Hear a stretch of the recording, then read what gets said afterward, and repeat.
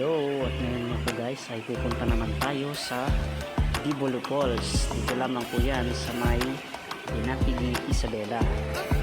Ito nga po yung ating daan, mabato. Yan. At nag-challenge nga po ang aking misis pagtawid sa mga malalaking mga bato. Saan nga ka doon sa gilid doon? Sadya nga namang maaliw ka sa mga naglalakihang mga rock formation na makikita mo rin sa paligid. Ayan, so kahit saan may galang yung paningin, may mga makikita kang mga bato na nasa paligid. At nandito nga rin po yung may daan na hagdan para mas madaling makatawid ang mga tao punta sa falls. Dapat may araw ko.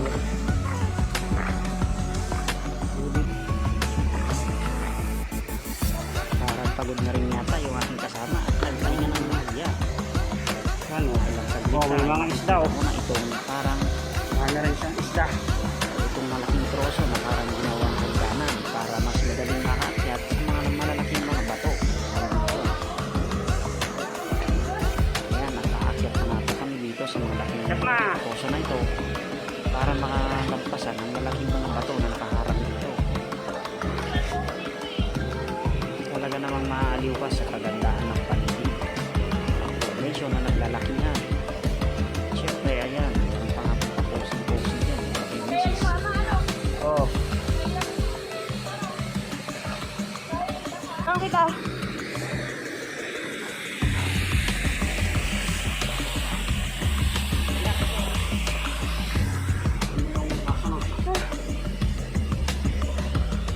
Akala hindi ka na pwede dito dumaan. Hindi ka na dito pwede. Tignan nyo oh. Tignan nyo yung bato oh.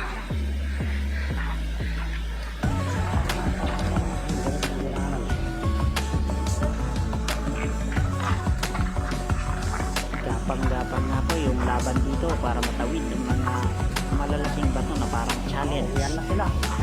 Habang ikaw Uwi na ay sila. papunta sa waterfalls ng Binatigi. Sabi ko na nga ba eh. Mga taga-dilasag yung mga nakalista doon. Yung alas 10 ay naging alauna. At may nakasalubong nga po kami dito sa daan na mga kababayan din namin ng mga taga-Dilasag. Ayan, pauwi na nga po sila dahil tapos na po silang bumisita dun sa falls. Tanaw na nga Malaki, sa alin malayo sa ang malapit. pagbagsak ng waterfalls, pero medyo malayo-layo pa ito. Oo na. Malayo-layo pa.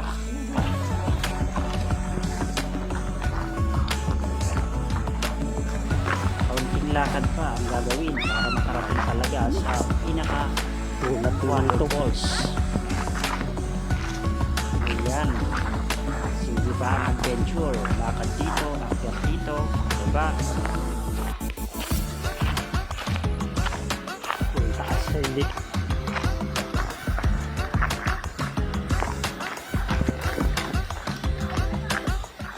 Ha?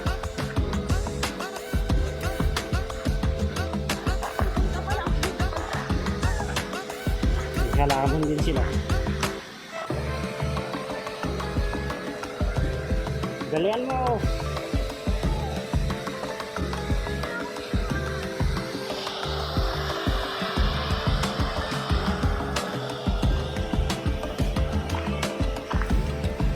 Ha? Meron na naman na nga dito ang daan sa may tabi ng malaking bato na ginawang sinadya upang mas Dalian mo. mabilis na makapunta sa waterfalls.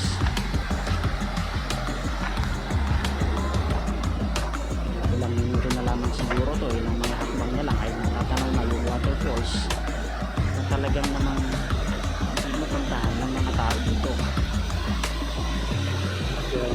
Garang-garang. Ito na yung Dibolo Falls. Iyo. Nakakakat. Parang wala, hanggang kalahati lang daw niya eh. Hindi na kayang lumipad naglagpas pa. Malaki naman. Lumapit ka.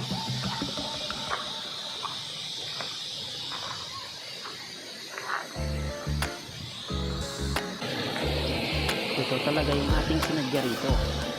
Ang ganda ng Bibolo Falls. Matatagpuan sa Binating Isabela. Ito ang isa sa pinakamataas na falls sa buong Cagayan Valley. Ayan, kita ang Malalim yan, ah. niya rito. Talaga namang ma-amaze ka dahil sobrang napakataas nito.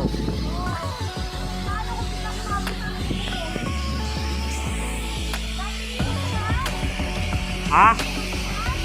Siguro ah. Ewan.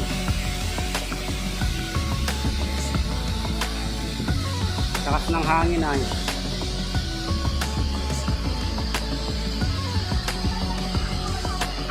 Ha? Diyan.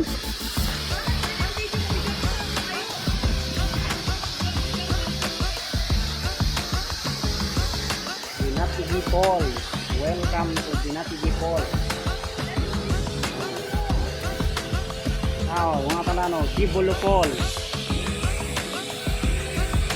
Binatigi pa rin yun. Kalakas ng hangin niya eh. Kala mo may electric fan na malaki.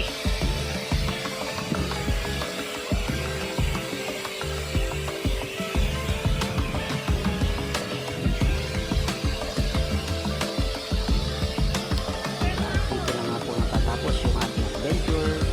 Maraming salamat po sa inyong panonood hanggang dito sa dulo ng ating vlog. Maraming salamat po.